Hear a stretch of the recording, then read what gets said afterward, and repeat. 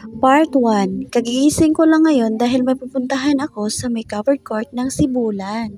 At bago yan, sisimulan muna natin sa magandang umaga. At bago yan, ilagay lang muna natin yung bag natin at magsaing muna ako at magluluto ng egg at magkape.